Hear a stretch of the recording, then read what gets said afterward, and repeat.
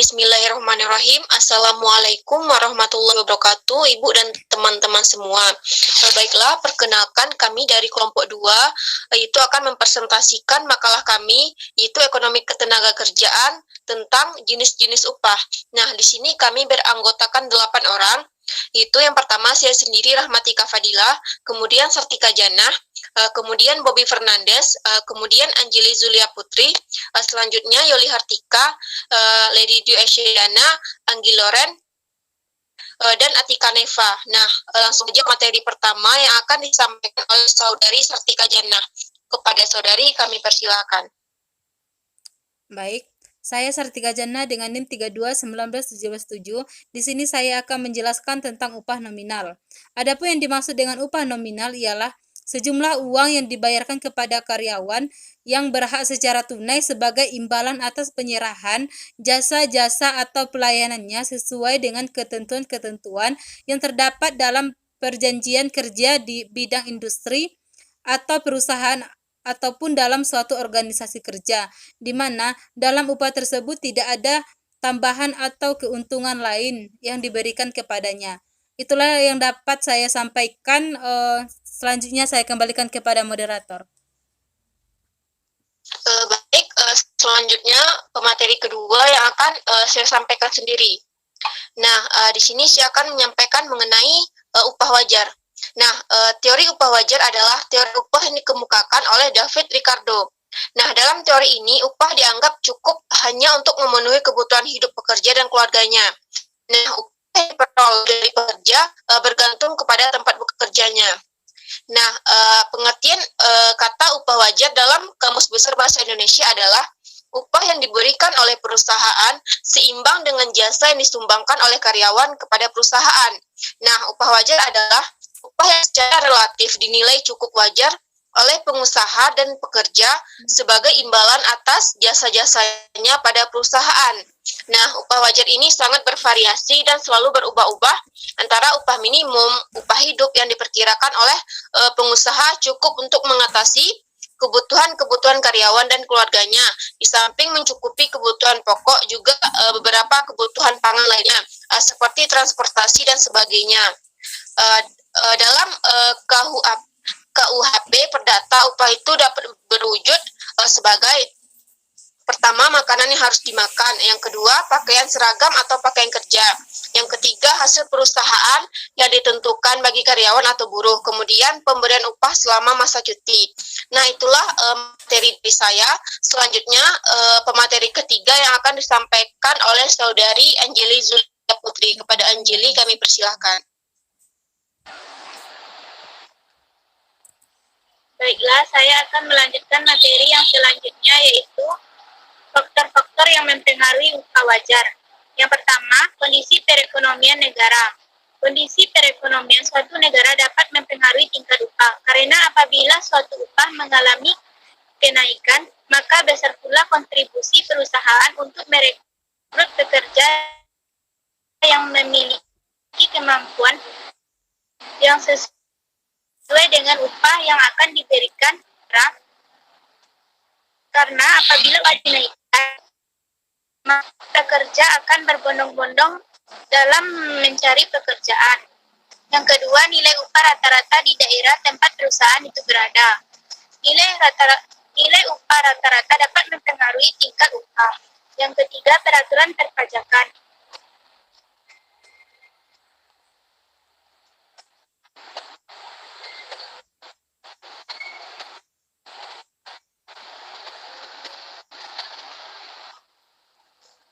Peraturan perpajakan dapat mempengaruhi tingkat upah minimum dalam suatu perekonomian negara. Yang keempat, standar hidup para pekerja atau buruh sendiri. Apabila upah menjadi isu yang selalu suara buruh dari tahun ke tahun. Tuntutan ini tak lain untuk memperoleh jaminan tercukupinya kebutuhan hidup dan standar hidup yang layak di tengah masih minimnya penerimaan dari hasil kerja. Yang kelima, posisi perusahaan dilihat dari struktur perekonomian negara. Jadi faktor yang mempengaruhi tingkat upah ialah posisi perusahaan dilihat dari struktur perekonomian negara tersebut. Apabila posisi perusahaannya strategis dan baik, maka akan berdampak bagus bagi perusahaan dan pekerja dan akan berpengaruh pada tingkat upah. Sekian yang dapat saya sampaikan, saya kembalikan kepada moderator. Baiklah, itulah materi dari Saudari Anjeli Zulia Putri. Nah, selanjutnya langsung saja kepada pemateri keempat yang akan disampaikan oleh Saudara Bobby Fernandes. Kepada Saudara kami persilakan. Baiklah, saya Bobby Fernandes akan melanjutkan materi kami, yaitu pada poin upah minimum. Upah minimum adalah suatu standar minimum yang digunakan oleh para pengusaha atau pelaku industri untuk memberikan upah kepada pekerja di usaha atau kerjanya. Menurut peraturan pemerintah nomor 78 tahun 2015 tentang pengupahan pasal 41 ayat 2, yaitu upah minimum sebagaimana dimaksud merupakan upah bulanan terendah yang terdiri atas upah tunjangan dan upah pokok termasuk tunjangan hidup.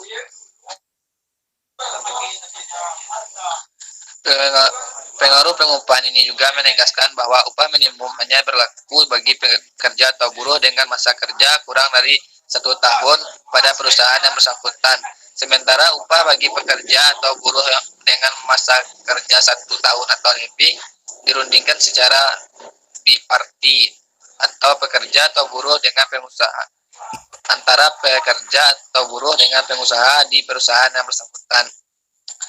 Merujuk ke pasal 94 ayat 94 Undang-Undang Nomor 3 tahun 2003 tentang ketenagakerjaan, komponen upah terdiri dari upah pokok dan tunjangan tetap. Maka besar upah pokok sedikitnya 75% jumlah upah pokok. Tunjangan tetap di sini adalah tunjangan yang pembayarannya dilakukan secara teratur dan tidak dikaitkan dengan kehadiran atau pencapaian prestasi. Contohnya tunjangan jabatan, tunjangan komunikasi, tunjangan keluarga, tunjangan keahlian atau potensi. Hanya itu yang dapat saya sampaikan. Saya kembalikan kepada moderator. Baiklah, materi kelima yang akan disampaikan oleh Saudari Yoli Hartika. Kepada Saudari kami persilahkan. Baiklah, di sini saya akan menjelaskan tentang pertimbangan dari penetapan upah minimum.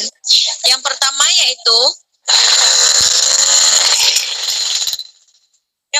yaitu sebagai jaring pengaman agar nilai upah tidak melorot di bawah kebutuhan.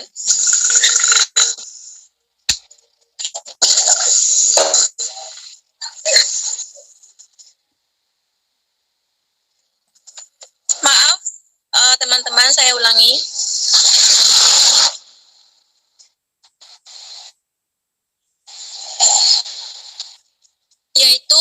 Yang pertama yaitu sebagai jaring pengaman agar nilai upah tidak melorot.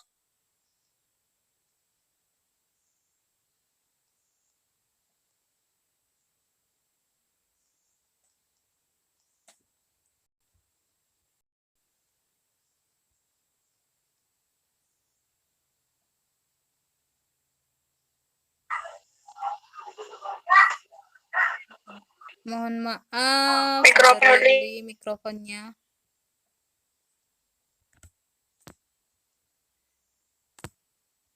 Tentang beberapa dasar pertimbangan dari penetapan upah minimum.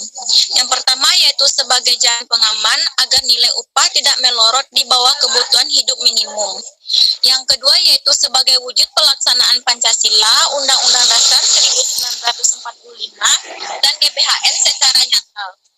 Yang ketiga yaitu agar hasil pembangunan tidak hanya dinikmati oleh sebagian kecil masyarakat yang memiliki kesempatan, tetapi perlu menjangkau sebagian besar masyarakat berpenghasilan rendah dan keluarganya.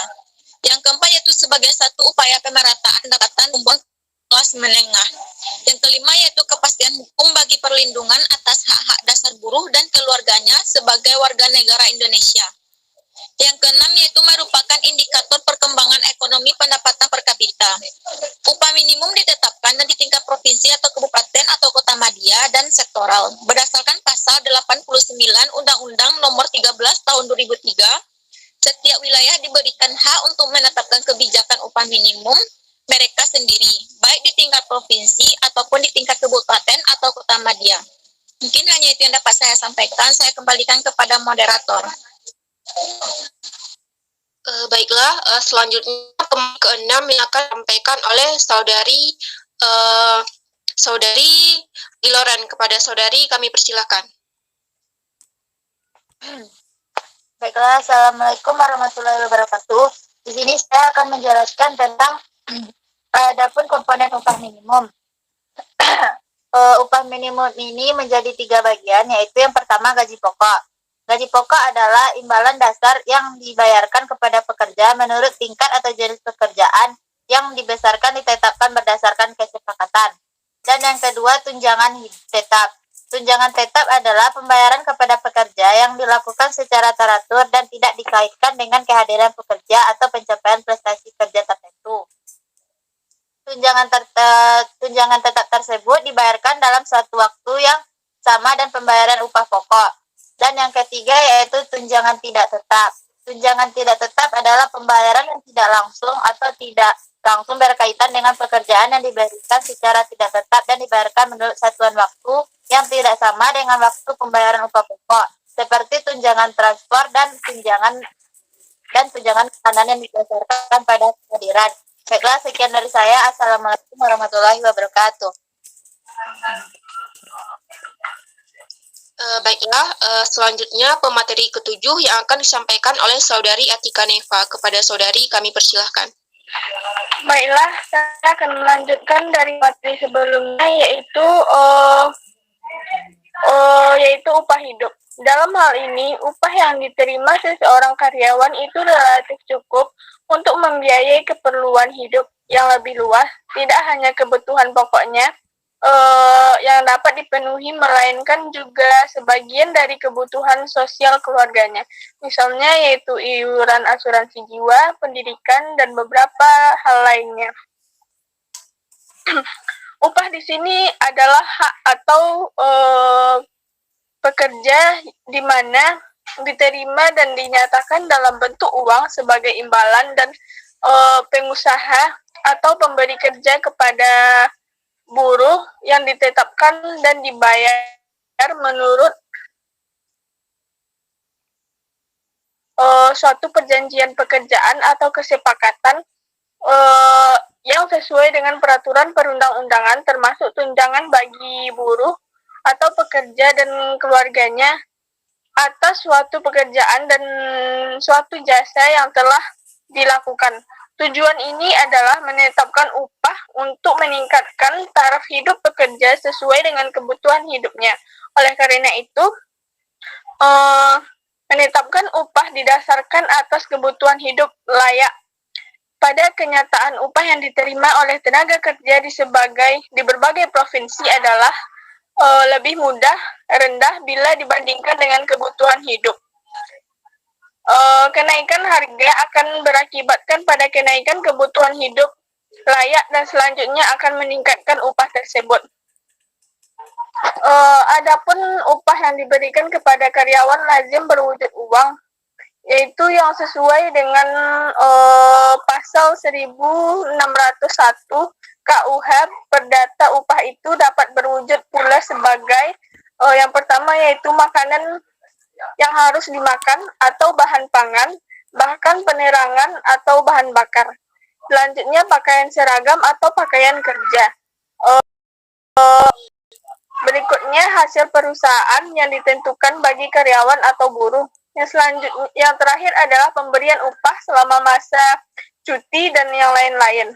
KUHP menetapkan bahwa upah yang ditetapkan menurut waktu harus dibayar di saat buruh mulai bekerja sampai saat berakhirnya hubungan kerja. Dengan demikian, jika hubungan kerja berakhir sebelum waktunya dan juga jika berakhir dalam suatu jangka waktu pembayaran Perusahaan wajib membayar upah untuk semua hari buruh atau karyawan tersebut bekerja. Hanya itu yang dapat saya sampaikan. Saya kembalikan kepada moderator. Baiklah, selanjutnya pemateri ke-8 yang akan disampaikan oleh Saudari Lady Dwi Asyadana. Kepada Saudari Lady, kami persilahkan.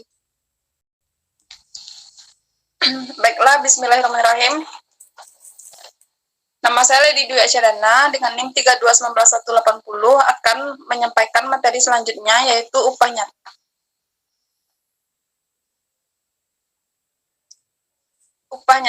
Yang dimaksud dengan upah nyata adalah upah uang yang nyata yang benar-benar harus diterima oleh seseorang yang berhak. Upah nyata ini ditentukan oleh daya beli upah tersebut yang akan banyak tergantung dari besar atau kecilnya jumlah uang yang diterima atau besar atau kecilnya biaya hidup yang diperlukan. Ada kalanya upah itu diterima dalam wujud uang dan fasilitas. Maka upah nyata yang diterimanya yaitu jumlah uang dan nilai rupiah dari fasilitas tersebut.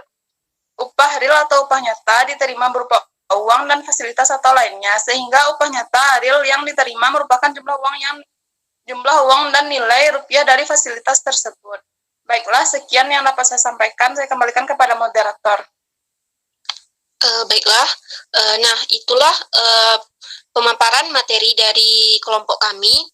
Nah, maka dari itu kami dari kelompok 2 mohon maaf apabila terdapat kesalahan kata maupun sikap dalam penyampaian. Khususnya saya sebagai moderator mohon maaf. Sekian dari kami. Wassalamualaikum warahmatullahi wabarakatuh. Waalaikumsalam warahmatullahi Waalaikumsalam. wabarakatuh.